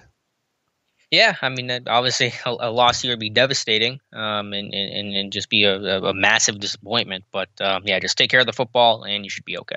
I don't know how to polish this one up any more than we have, Alex. Well, I think we gave the caution that you just never know what could happen, and Steelers fans know that story all too well. So again, I'm not assuming anything. We'll see our picks. We'll see who's got a closer game in this one a little bit later in the show. But do you want to move on now to our Week 9 picks? And I guess before we should do that, we should talk about our friends over at MyBookie to get you ready for Week number 9. Let's do it. Ever since I started this thing out, people have been asking me for advice on all kinds of things, but in covering sports, it's usually about who's going to win and what team they should bet on. It's like this week. You've got the Steelers versus the Cowboys. You've got another good game this week. You've got the what you want to talk about? One we'll be tuning in early on, the Baltimore Ravens versus the Indianapolis Colts. Well, the best piece of advice I can give to anyone is where you're betting is just as important as who you're betting on. It's why I always tell people to visit MyBookie. They've got deposit matches, free bets, and huge cash prize contests for you to take advantage of all season long. NFL action? Check. College ball? I found myself watching the end of that. Did you watch the end of the Wyoming, the second half of the Wyoming Colorado game last night? No, my focus was on Nevada. If you catch my drift here. Yeah, I did. Yeah, I watched a little bit of Nevada as well. This is why I always tell people MyBookie. They got deposit matches, free bets, huge cash prize contests for you to take advantage of all season long. NFL action, check. College ball, check. Oh, you were actually watching election results, weren't you? There you go. You got it. Yeah. Man, why are you paying Georgia attention versus to Nevada? Man, I was watching. No, you were watching Wyoming, Colorado. I know, but the other Nevada team played last night as well. UNLV. Nevada played last night, didn't they? Did they? I have no idea. I was. Oh, shame on you. Anyway, college ball, check. Plus, they have mobile-friendly website and top-of-the-line customer service, making their platform a one-stop shop for all your betting needs. MyBookie offers action on everything from championship futures to NFL in-game live betting, making sure you're covered every step of the way. Congrats if you're one of the ones to cash in on the generous early season odds on the Lakers to win the NBA championship. Sign up at MyBookie today, and when you do, use our promo code TERRIBLE to claim a deposit match dollar for dollar all the way up to $1,000. It's a bonus designed to give you a little help and a head start on your winning season. That's promo code TERRIBLE for you to claim your bonus when you make your deposit today. Stacked UFC cards, presidential prop bets, which really no longer in play now. All the major sports and more await you. Sign up today to begin your winning season exclusively at mybookie.ag. All right, Dave, let's make our Week 9 selections. Let's do it. Let me pull up. And we were both 1-0 last night. I didn't even need to see the line. I just told you I'm taking the Packers. I mean, because you just knew it was going to be a bloodbath. Yeah, that seemed way too easy there for sure. All right, let's get into this week's action here. Seattle Seahawks should be a decent game on the road against the Buffalo Bills. The Bills are getting 3.5 points at home. Give me the Bills in this one. I think it's just a really good team. The Bills, really? They're going to beat the Seahawks outright? Yeah. That Seattle defense. I mean, I know how explosive that offense is, but that defense has just been a mess. So I'm gonna go Buffalo in this one. As good as their offense has been, their defense has been a mess. Did you see we didn't talk about them in the show. Maybe we'll here to wind things up here. Talk about the adjusted net yards per passing attempts stat, but them and the Seahawks or them and the Packers are two defenses that. I don't know. Not really passing the mustard defensively, but they have good offenses there. So going to be interesting to watch. Both those teams, the Seahawks and Packers, probably going to be in the playoffs. So right, just how far can they go? Mm-hmm. I'm going to go the other side of you to start off here. I'm going to take the Seahawks to win this one outright, and they're favored, but to lay the 3.5 points here. Denver Broncos at the Atlanta Falcons. It's a who cares game, but the Falcons are favored at home by 4 points. I'm sorry, what were the teams? Broncos at the Falcons. I went against the Falcons last week and it burned me. I don't know who I'm going to go in this one. You pick it first because I got to mull this one over. Give me the better quarterback in this one, which is Matty Ice. So I'll take the Falcons at home, lay to 4. All right, give me Atlanta as well. Chicago Bears at the Tennessee Titans. Both these teams, Tennessee's lost 2 in a row, right? And the Bears, are they for real or not? Gonna be an interesting game here. Tennessee favored at home, 6.5. Is that too much? Yeah, it's a little bit much. I'm going to say Tennessee, though, comes out pretty angry. They don't want to lose 3 in a row, and they do enough to cover this one, so give me the Titans. What does it say about Vic Beasley that he's out in Tennessee already? Yeah, it was a disaster from the beginning. I mean, he didn't show up at first and wasn't productive, and just did not work out. Is he done now? In the NFL? Yeah. I probably land somewhere as a pass rusher, but I don't think he'll ever play meaningful snaps again. All right, I will take Tennessee laying those 6.5 points as well. Why can't I get this to go to the full NFL schedule here? Hold on a minute here. We got the being a little glitchy. Yeah, there it is. All right, Baltimore. Here's one that definitely be watching the early games here. Baltimore Ravens at Indianapolis Colts. The Ravens, despite being down, kind of handicapped here. Ravens 2-point road favorites in this one against a good Colts team all the way around on both sides of the football. To be honest with you. Yeah, and a great Colts defense in particular. Give me the Ravens, though, slightly by a couple points. But this should be a really fun matchup to watch. This 1 o'clock game. Yeah, this is a 1 o'clock game. All right, so we can watch it before the Steelers at 4:25. Cool. Right. Obviously, you're rooting for the Colts in this one, right? If you're a Steelers fan, right, because of sure. Division and all like that. I don't think it's going to be enough. I think this is going to be a low-scoring game. I think Justin Tucker is the difference in this one, not only in the game but in the spread. Ravens win by 3. They cover the 2. Carolina Panthers on the road against the Chiefs. Boy, the Chiefs getting their schedule is setting up nice for them. Chiefs favored by 10.5. Is that too many is the question. Yeah, I had that question about the Jets game last week and the Chiefs covered. I say they do it again, even though the Panthers are getting Christian McCaffrey back. Just too much Chiefs. Too much Chiefs indeed. Give me the Chiefs late at 10.5. Houston Texans, woohoo, on the road against the Jacksonville Jaguars. The Jaguars are getting 7 points at home. Yeah, give me Houston. Jacksonville starting Jake Luton, I think his first career start. And I know Texans have not been great this year, but Deshaun Watson versus Jake Luton. Give me Watson. Give me the Texans. It sounds like something you order on a menu. Give me a like Ben DiNucci. Yeah, give me a Jake Luton with a side of Ben DiNucci. Give me the Texans late at 7 points here. New York Giants on the road against the Washington Football Team. The Washington Football Team favored by 2.5. Interesting game. Yeah, you know what? Give me the Giants here. They've been playing legitimately better football as of late. They're not the terrible team they were in week 1, even after losing Saquon Barkley for the season. That defense has improved. Daniel Jones has shown improvement. Receivers are making plays. I'm going to go with the Giants in this one. I would say, to all of that except that 2-point conversion. What was he waiting for to get rid of that football for in that 2-point conversion late in that game? True. Yeah, that was that right there makes me kind of wonder, what is Daniel Jones? What is his long-term prognosis there in a situation like that? All that said, I'm with you. Give me the Giants plus the 2.5 points there.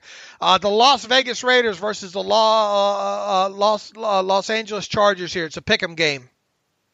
Raiders, Chargers. I've been impressed by both teams this year. I think the Raiders overall, obviously what Justin Herbert has done. Which team do I want to go with? I'm gonna lean the Raiders, but I think this one could go either way. Raiders going to blow them out. The slipper comes off Herbert this week. Whoa. All right. Give me the Raiders in a blowout. Miami Dolphins on the road against the Arizona Cardinals. Dolphins haven't been playing too terribly bad. The Cardinals favored by 4.5 at home over the Dolphins in this one. Yeah, but Tua did not play particularly well last week. They got a lot of defensive help against the Rams. Give me the Cardinals in this one. Okay, I will go with you then. I will take the Cardinals lay to 4.5 points. Saints at the Buccaneers. Breeze versus Brady. This should be a decent one. The night game here. Buccaneers 4.5. Debut of AB. I was just going to ask you about how you think AB does this week. I'm going to go with the Bucs because I think they have a better defense overall, but I think this will be a pretty close competitive game. Yeah, I think Breeze is more of a shell of himself than Brady is himself. Buccaneers just have too many weapons on both sides of the football. What's Michael Thomas going to do in this one? Is he going to play? I think so. I don't know that for certainty, but I believe he's on the right side of things this week finally. Give me the Buccaneers probably by 10 in this one. Lay the 4.5 here.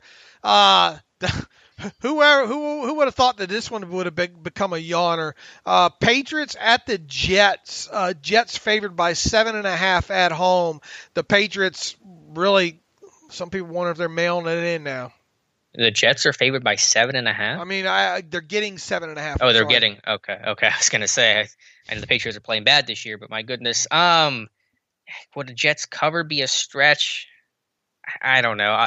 I'm going to take the Patriots outright on this one, but man, yeah, how much the mighty have fallen. Yeah,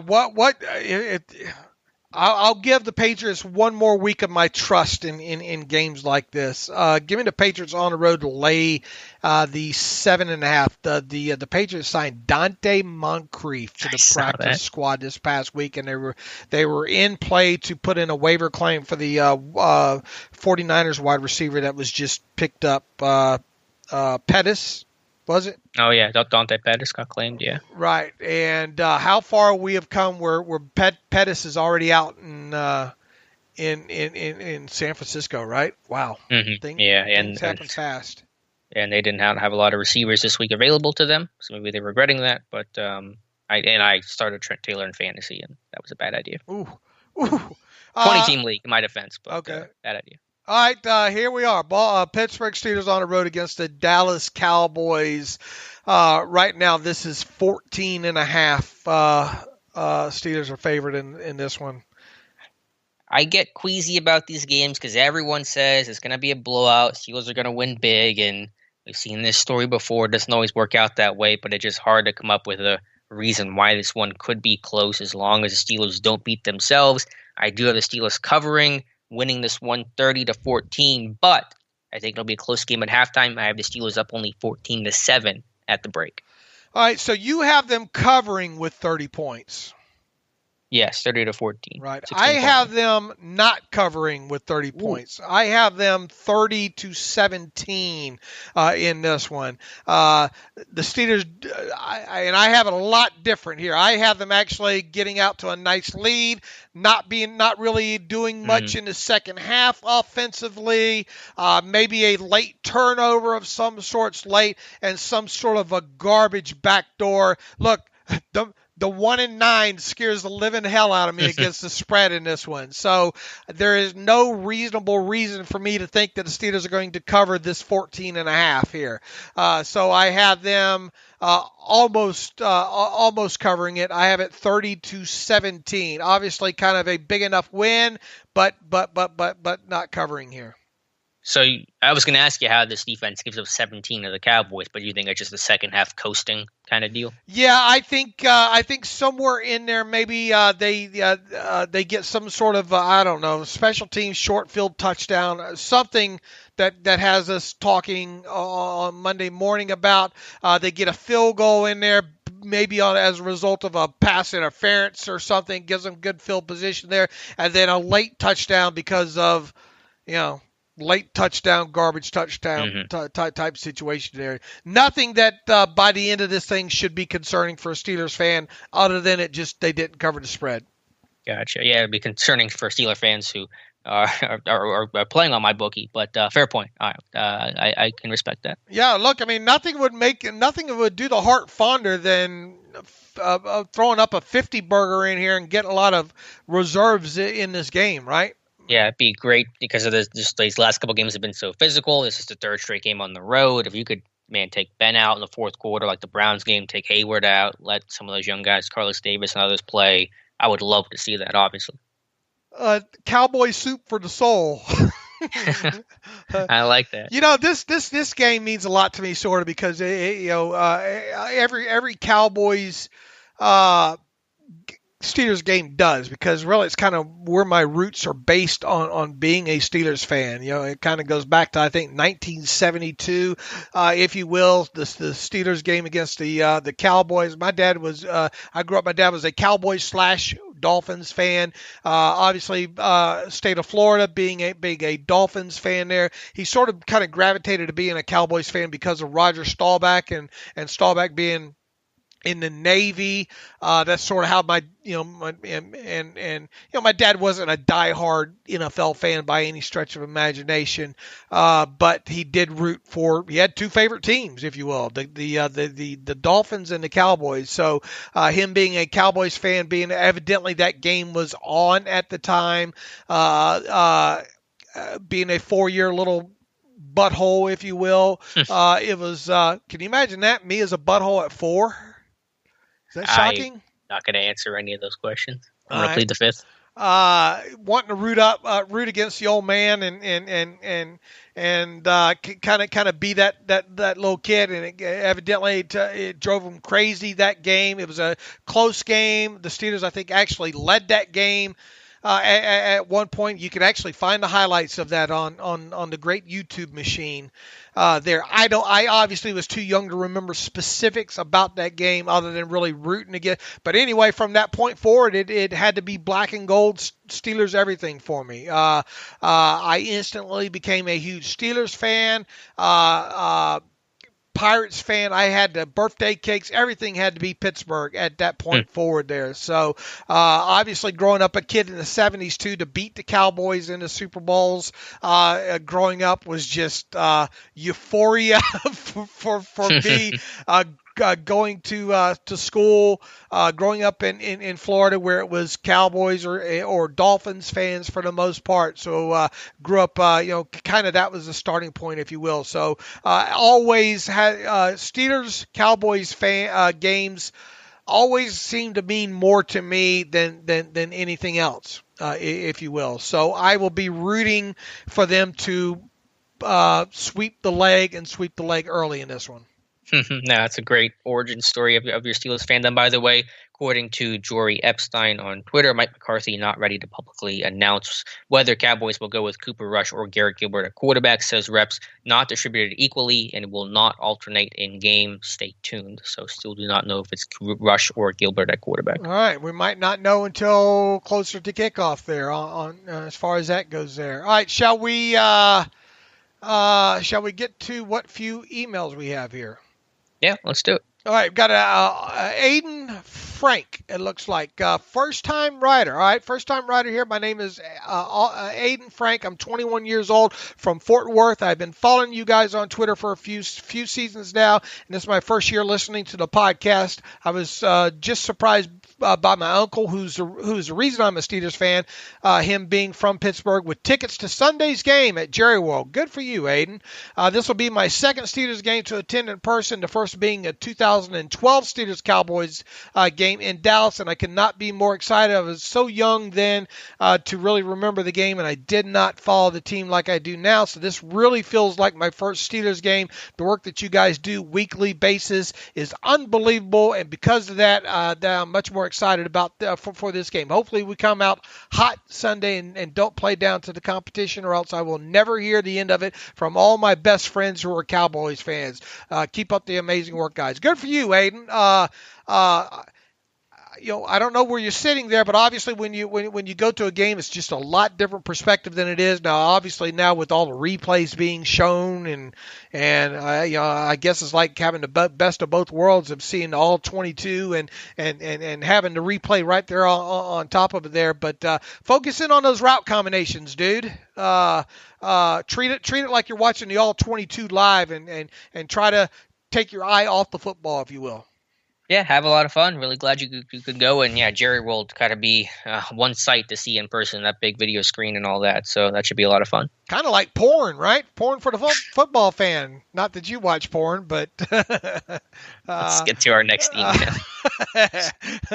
Let's see. Let's get to Garrett Slingerland. Hey guys, just discovered a podcast. I'm loving it, though maybe you guys could help me figure this one out. I know nothing about the salary cap works. Every time I think I figure it out, I'm wrong. Historically, as far as I can remember, the Steelers tend to operate at a minimal available cap space, and yet they still make it work. My question is, why does that seem to always be the case, and how do they keep pulling it off? Thank you.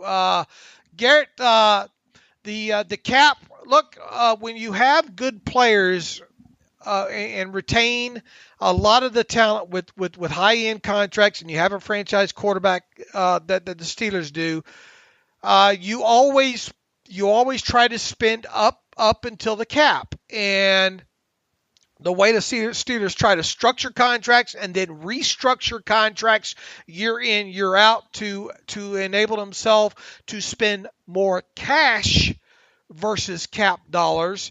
That's why year in, year out, they are up against the cap.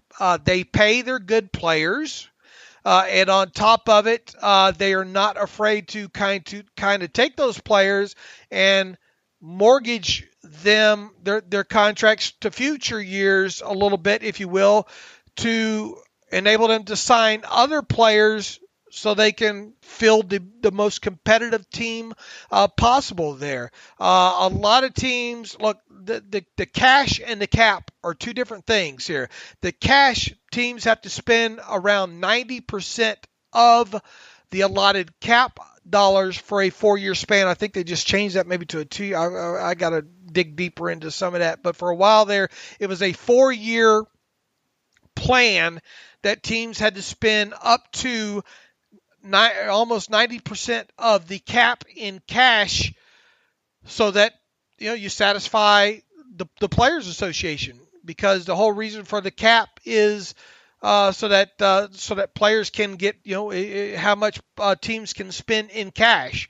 I know that's a little bit confusing the way I laid it out there, but the reason the Steelers are always up against the cap, and why they will always continue to be, is A, they have a franchise quarterback and have had a franchise quarterback under contract since Ben's first deal. Second, they are not afraid to restructure contracts and continually, what you'll hear the term is kick the can down the road, if you will. And I think it goes back once again to what I said, is they're not afraid to pay their good players more than fair market, top of the market value on top of it. Yeah, I think you said that really well. Just quickly, what were your thoughts on Bill Belichick's complaint / excuse about their struggles being cap related? Yeah, it doesn't hold water whatsoever. Mm-hmm. Bill Belichick want to blame anything on anything right now. It's how he drafts. Yeah, he's not drafted well. N'Keal Harry does not look like a good pick, for example. And he hasn't drafted well for years. Look, he's had some good defenses over the years. Good defenses that he's put together via free agency. All right. And working around a franchise quarterback in Tom Brady doesn't hurt. So having a good quarterback, which you must have in the NFL, let's face it, the rest of what he's done on offense, he's piecemealed that stuff together.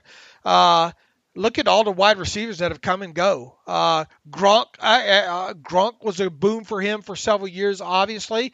A great offensive line coach in Dante Scarnecchia. The way they've been able to put that together, combined with the play of Brady, which is for the most part has been dink and dunk. Let's face it, it has. right? Sure. Nope, no argument there. Smart decisions, dink and dunk, decent offensive line play, and then on defensive side of the football, spending your money in free agency, good coaching on the defensive side, excellent coaching on the defensive side of the football, is what has given that team their championships. Good coaching, obviously, but what happens when you take the quarterback out of the equation, the good quarterback out of the equation? What happens when you take losing some good defensive players to COVID, and what happens when you just don't draft worth a damn? Yeah, you're going to struggle. It's going to eventually catch up to you, and it has in New England. I mean, you want to put the all those championships that the Patriots had into focus, and what they were. It was a good quarterback, good offensive line play. The years that they've won with the defenses, it's usually because they've been mix and match, good free agency plans and free agency with defensive and good scheme. Yeah, no, I agree. And obviously this year they got hit as hard as any team by the opt-outs before the season began, with guys like Patrick Chung and Dante Hightower and all that, not making the excuse for him. But yeah, Belichick, that seems a little desperate and very excuse-making, which is, not something anyone's going to have any sort of no sympathy, sorrow no sympathy for the devil. No one. So what if Mike Tomlin would use an excuse like that? Holy cow, Twitter would be burning down.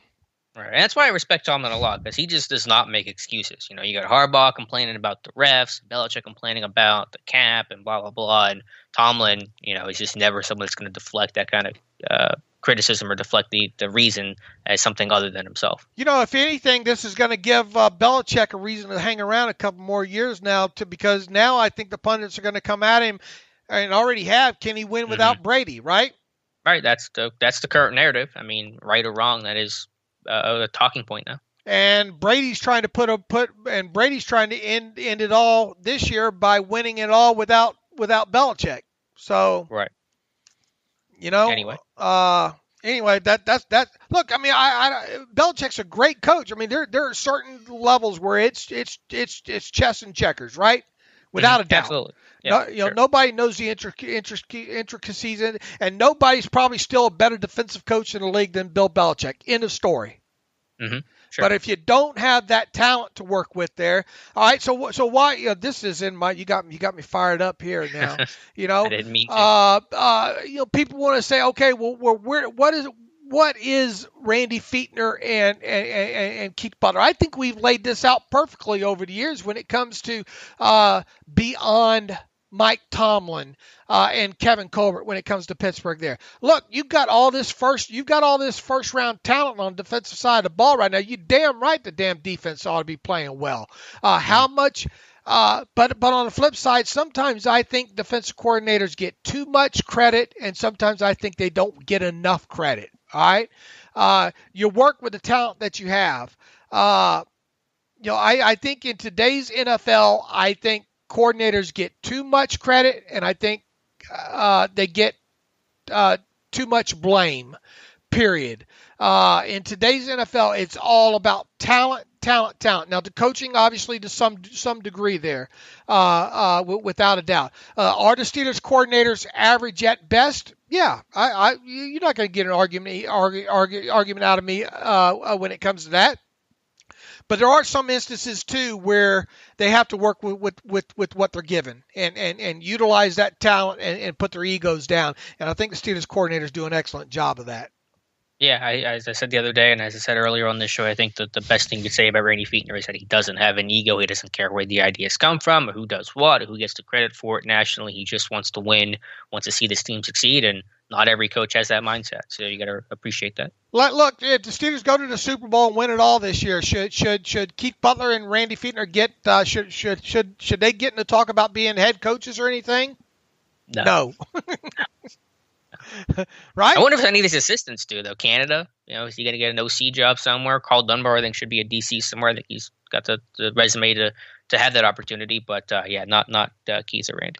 You go back to Randy talking about his fondness and remembering back at times at Memphis, right? During his press conference yesterday there. That's where Randy's going to end up, I think. Yeah, eventually. Yeah, how's the Memphis head coach? How's is he on stable ground over there? I don't know. I haven't looked in on that recently. And you know what? Matt Canada ought to be primed to take over that Pitt job, to be honest with you.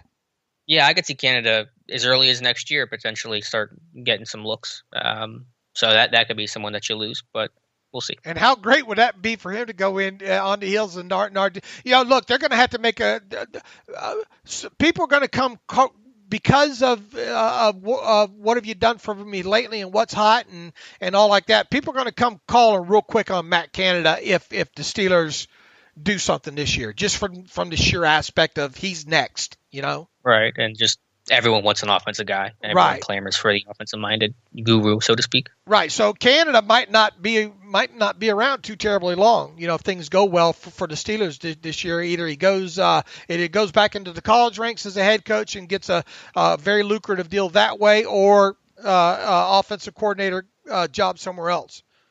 Right. Yeah, I think that's possible. And Dunbar, I doubt it. Terrell Lawson, I doubt it, but I could see it. And I think Blaine Stewart's assistant receiver coach is going to be somewhere else next season.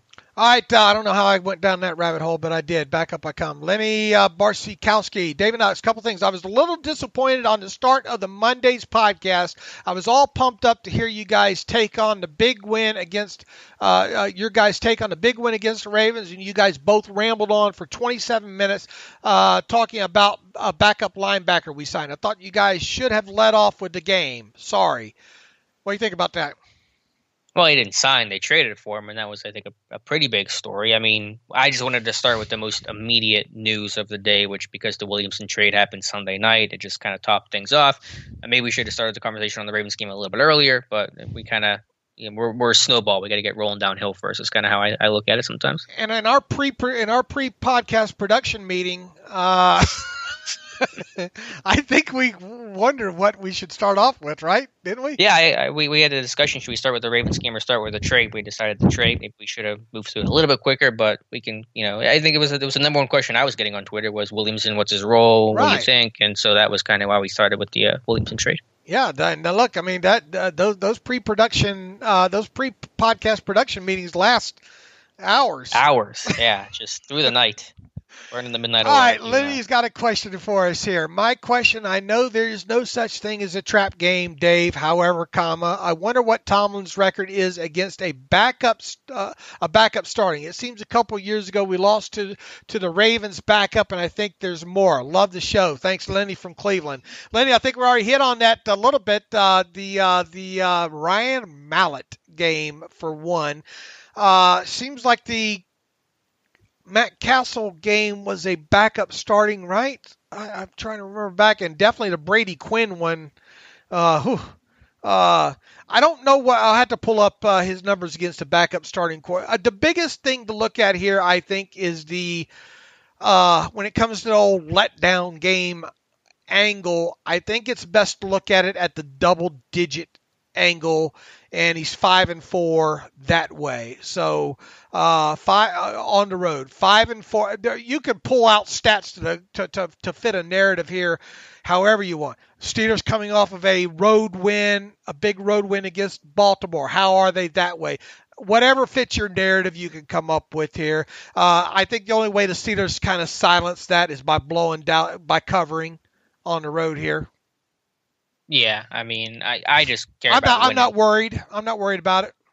Yeah, I just focus on just getting out of a stadium with a win because it's cliche to say, but it is so hard to win in the NFL that I don't really care how you do it. I just want you to do it and move on and survive in advance. That's the name of the game, and that's the game the Steelers have been playing all season long. This one from Chris Holding writes in, Alex, hope you're going to do something about Tomlin, Steelers' propensity to play down to teams with 3 winnable games coming up versus tough matchups they pulled off. Kind of. Like I said, I'll have an article for Saturday about some bad losses to even worse quarterbacks. I don't know if that's exactly in the wheelhouse of what you're asking, but I'll have that friendly reminder about what's happened in past games before. Funny, when you get to this point, there's half the fan base that thinks the Steelers aren't as good as what they are. Half of them to think every game you should be worried about. Other half of them think, oh boy, I can't believe it. What a great team this is. Nobody's going to beat them. All over the place. And then there's those that want to say, man, how are the Steelers doing it with two crap ass coordinators and a crappy head coach? You know. I think you have 4 halves there. Yeah, what's that make? I think you got 200%. Yeah, 2. Which is us, right? 2 holes. Yeah, 2. That was the backup name for the podcast. 2 holes and a snap. You didn't grow up during the living color phase either, did you? No, I thought you were gonna do 2 Men and a Baby reference or something. Isn't that a reference? That's way ahead of you. There. Yeah, that's all I got for you. Awful movies. What awful movies? John Travolta, I think. Bruce Willis, right? I love Bruce Willis. I've never seen that movie, but I'm all about Die Hard. Right, don't watch that. What's your favorite? What is your favorite Bruce Willis movie? The original how's my Die Hard ranking go? Yeah, Die Hard. The original is the best, followed by the third one, then the fourth one, which is controversial, then the second one, and then that last one in Russia was just total garbage, and I wish it didn't exist. Are they going to make another Die Hard? They were talking about it, but God, I hope not. That last one was god awful. Yeah, and Bruce Willis just. Most people like the second Die Hard. I didn't love it as much, but that fourth one with Justin Long, I think, is a pretty underrated one in the franchise. Yeah, the first one's always be the best one, and no, it's not a Christmas movie. Yes, it is. No, it is not. Yes, trying to think. Trying to think if I have a favorite one other than what was the one with Pulp Fiction? I thought he was good in that. Mm-hmm. Yeah, Pulp Fiction's a great movie. 2017 draft class question from Nick. Did we answer this one the other day? Being only 27 years old, I'd say the 2017 draft class. I think we hit on that one the other day there. So I think we got it caught up there, Alex. I think we turned it into a 2-hour show, like a 3-hour tour. You're welcome. You get paid by the hour, right? You're welcome, everybody. One last one. This one just snuck in under the wire from Jay Barbati. This will officially make it a 2-hour show. Bud and Kevin. Not a question, but want to take a moment to lament the future loss of Bud, considering how late in his rookie deal that he took off. Now some other team gets to reap the benefit of all development he went through in the black and gold without the growing pains. One of the bittersweet aspects of drafting and developing players so well as it at times it seems like we're a development league for other teams. Last, what would it take to get Colbert in the Hall of Fame? We're getting contributions from every other corner on the roster this year's rookie class, late round draft picks and bugs, and undrafted Spillane. Acquisitions like Hayden, Nelson, Alualu, consistent success with the 3 rounds of the draft, first 3 rounds draft, now 7-0 with this second truly dominant defense over 2 decades. We're not total. Don't use that yet, Jay Barbati. Let's get you do to these next 3 teams what you're supposed to do to these next 3 teams. All right? Get that off my chest there. Over 2 decades, the Ravens rushing notwithstanding. See, you can't I've been told you can't cherry pick this stuff. 2/3, 2 out of 3 at the Super Bowl. Last and the most understated is the type of players he's filled the roster with. It's one thing to draft talented guys. It's another to draft guys who get it, who contribute to the culture of the Steelers way. If he doesn't belong in the Hall of Fame, what GM would? That's a very good. Unpack all that quickly. Yeah, I mean, I get the overall point about Colbert has an extremely impressive resume of consistency of winning, and there's no arguing that. I mean, really, just answer how does he get in the Hall when you keep winning Super Bowls? Because it is a high bar for those GMs to get in to the Hall of Fame. I don't know exactly how many have, but it's a pretty short list. So you got to keep stacking Lombardis. That's your best bet to get in. Yeah, I think look, one more should do it. I would think. I mean. I would hope so. I mean, I would hope that would be enough. I understand the resume potentially being there if he doesn't get one more there. But I think 3 is kind of an exclamation point on it. I think it's hard to keep him out down the line at some point. As that it would go in as a contributor, right? I would assume so. Yes. Aspect of it there. So I would think. Look, the guy's been amazing. I'm blessed that I've been able to cover. And blog and write about over half of his career. And I think Alex would say the same thing here. It's going to be hard when he walks out that door.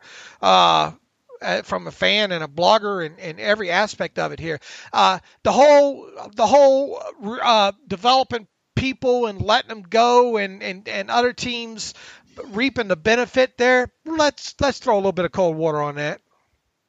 Yeah, and to whatever extent that's true, that's just football. That's the business side of things. Steelers have reaped the benefits of Steven Nelson being developed, and now he's making big plays for Pittsburgh. I mean, that's just the nature of football. Who's the first person that comes to mind being passed on elsewhere that that gives you an ulcer to think about? The Steelers, drafted or someone. Yeah, drafted, developed, moved on from. I don't know. They're really good about keeping their own. I mean, obviously, a lot of these guys, they go somewhere else and the grass is never green on the other side. I'm sure there are some names like Manny Sanders, Mike Wallace. But I don't know if there's one name. Lewis. Did Mike Wallace really? I mean, but yeah, that's what I'm saying. I mean, again, so many of these guys, find out that it isn't as lucrative outside of Pittsburgh. Manny, yes. Yeah. Most definitely was a good guy just as good a player outside, maybe if not better than he was with the Steelers. But I mean, who else are we just sitting there saying, "Damn, why did they let him get away?" Yeah, I mean, I'm sure if I thought about it for a bit and looked at some old, draft classes, I could probably come up with some names. But yeah, it's not an extensive list. And look, all apologies to Bud. I mean, let's let him get on the other side of the fence and have success first. Mm-hmm. Right. I love Bud. I'm of the camp now. It's too bad they can't keep him. And I'm liking Bud brought a buddy. That's actually I nifty. It needs to be only about 10 minutes long though. It gets way too, it's like me. It's too much of me. 2-hour podcast with Dave is not a good thing, but I imagine 30-minute podcast with Dave would be out of this freaking world, But there's no such thing as that, obviously. But catchy. Whoever came up with that, they just need to trim it back to about 14 minutes or whatever. Yeah, we'll get you a producer credit for this one. All right. With that, Dave running way too long on a Friday. Tell people what we do on Mondays and all like that.